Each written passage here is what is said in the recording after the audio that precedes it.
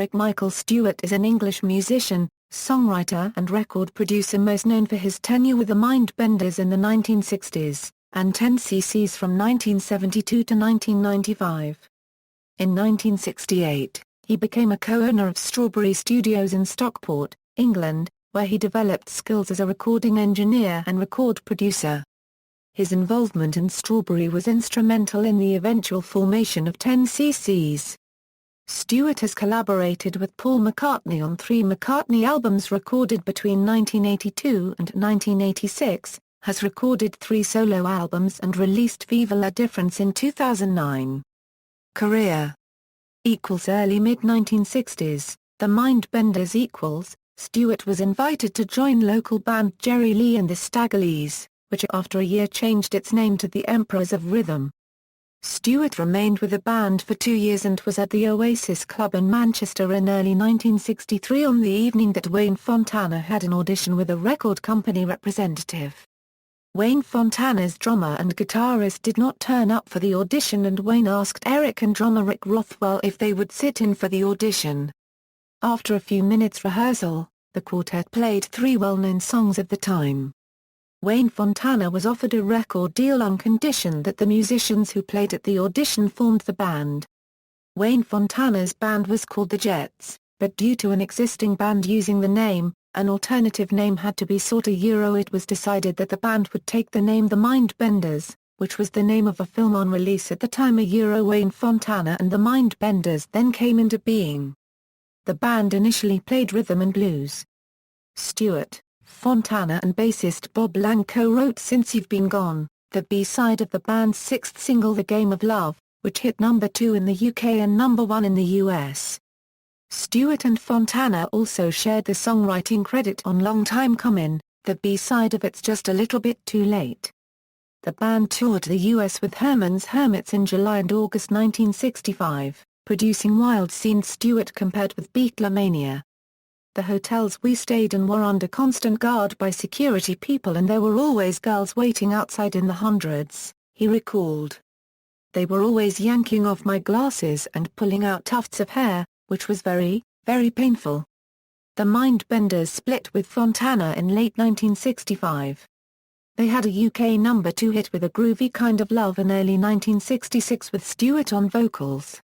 They reached the top 20 later that year with Ashes to Ashes. Stewart, who was devoting more time to songwriting, became disenchanted with the Mindbenders towards the end of its existence, realizing the material they were playing was drifting further from the music for which they had gained chart success.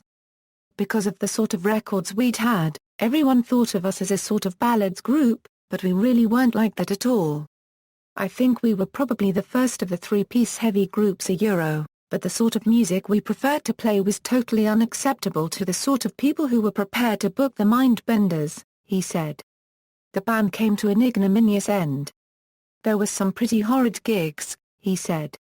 One night we were booked to appear at a working men's club in Cardiff and when we arrived there we found that the posters outside the club said that starring that night was some Welsh tenor plus support group which meant us. That really choked me. The fact that we'd reached the stage where they didn't even bother to put our names up on the posters. The band accepted a booking playing cabaret shows for a week, wearing white suits and red silk shirts and telling jokes between the songs. After one particularly disastrous gig the band argued and Stewart angrily declared the Mindbenders were finished. He dropped the other members off at their homes after the gig and said, "That was the end of the Mindbenders. We never saw each other again after that." 1968 to 1972, Strawberry Studios, Hot Legs according to Stewart, the flow of royalties and publishing income from his work with the Mindbenders had left him fairly comfortable financially.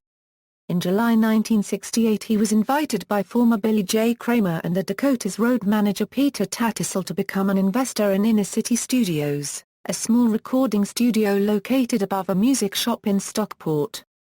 Stewart, who had been recording some demos of his own songs at the studio, invested £800. He explained, "I was infected with the idea of becoming a recording engineer and building a studio where I could develop my own ideas as to what a studio should be like.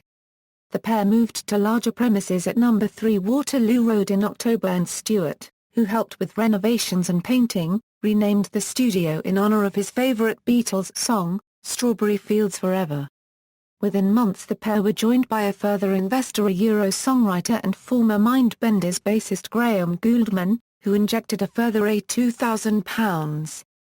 In mid-1969 Stewart and Gouldman began working with two other musicians, Lol Creme and Kevin Godley, on a project rock manager and entrepreneur Giorgio Gomelsky was developing for his Marmalade Records label. Gomelsky was impressed with songs Godley and Creme had written and was planning to market them as a duo. Stewart was invited to play lead guitar at one session, and he and Gouldman soon began offering the pair regular session work at Strawberry. In December 1969 a deal was struck with U.S. producers Jerry Casenetz and Jeff Katz of Super K Productions to book the studio solidly for 3 months to record bubblegum songs, using the talents of Gouldman, Stewart, Godley and Creme. The income from the period of intense sessions allowed the owners to buy more equipment to turn it into a real studio. To begin with, they were interested in Graham's songwriting, and when they heard that he was involved in a studio, I think they thought the most economical thing for them to do would be to book his studio and then put him to work there. But they ended up recording Graham's songs and then some of Kevin and Lol's songs, and we were all working together, Stewart said. The trio of Stewart, Godley and Creme produced a song, Neanderthal Man, which was released in June 1970 by Philips Records under the name of Hot Legs. The single became a worldwide hit, reaching number 2 in Britain and number 22 in the US, and was followed by an album, Things, School Stinks, which Stewart later described as a little ahead of its time. The trio released another single, Umbopo, under the name of Dr. Father. The singles and album tracks were all engineered by Stewart. Hot Legs embarked on a British tour supporting the Moody Blues in October 1970, with Gouldman playing bass. The tour was aborted after 5 nights when Moody Blues bassist and singer John Lodge became ill. When no further work for Hot Legs ensued, the band members agreed the band was defunct and resumed their session work. 1972 1995, 10cc. In early 1972 American singer Neil Sedaka began recording his solitaire album at Strawberry Studios, using Stewart as recording engineer and Gouldman, Godley and Creme as his backing band. The album's success galvanized the 4 musicians to work on their own material and release it as a band. They recorded a Stewart Gouldman song, Waterfall, and Stewart took a demo of it to the Apple Records cutting room in London, where Sedaka's album was being mastered, hoping Apple would release it. Months later Apple wrote back to reject the song, saying it lacked commercial appeal. By then they had recorded another song, Godley and Creme's Donna, and realized the song had something. Stewart phoned entrepreneur and producer Jonathan King, whom he had known since the Mindbenders days, and invited him to hear it. King was excited about the song, sensing a potential hit, and signed the band to his UK records label, naming them 10cc. The song, released weeks later in August 1972, became a UK number 2. The first of the band's albums, 10cc, contained 4 songs co-written by Stewart with various band members. His most productive writing partnership, however, was with Gouldman. The pair wrote some of the band's biggest-selling singles including Wall Street Shuffle, I'm Not in Love, and Art for Art's Sake and after the departure of Godley and Creme in 1976, Stewart and Gouldman settled into a strong songwriting partnership that lasted for the next 6 albums. By Mirror Mirror the team had dissolved as tensions between the pair grew. The album was an amalgam of solo material by Gouldman and Stewart, written and recorded separately, and was the final one for 10cc.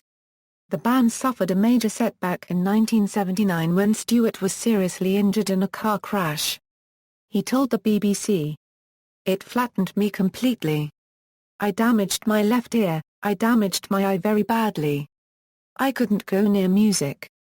I couldn't go near anything loud, and I love music and motor racing. I had to stay away from both things for a long time, for about 6 months. And the momentum of this big machine that we'd had rolling slowed and slowed and slowed. And on the music scene, the punk thing had come in a big way. the Sex Pistols, the Clash, lots of things like that. So by the time I was fit again to play, I think we'd just missed the bus. It had gone. And whatever we did after that, we got a few tickles here and there and we could continue touring forever on the strength of the past hits, but it didn't feel right again, we just didn't have that public with us. Beyond 10cc's Stewart produced 2 solo albums sandwiched between 10cc's 1980s output a Girls and Fruity Roties a and a third solo album, Do Not Bend, in 2003. Since 1975 he has also engineered and/or produced albums by Justin Hayward and John Lodge, Neil C. Dakar, Sad Kafar Copyright and Aknether Far Currency LTSKOG. He began a 4th solo album Viva la Difference, in 2006, describing it as more 10cc's in style than Do Not Bend, but in January 2007 announced recording would continue sporadically while he carried out renovations on his home and construction of a studio in France. His online store was subsequently closed, with an announcement made that the album would be released in January 2009, which duly came about.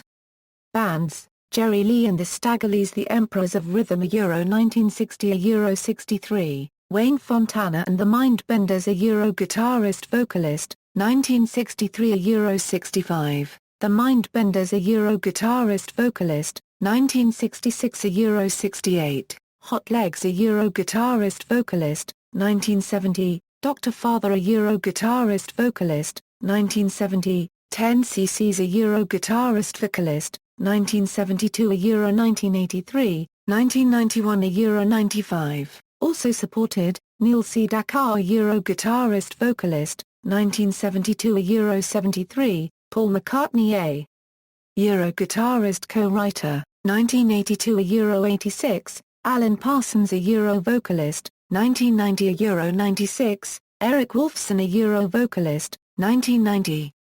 Discography: Girls, Fruity Roties, Do Not Bend, Viva la Difference.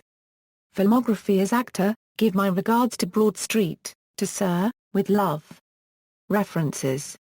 External links: Eric Stewart the official website.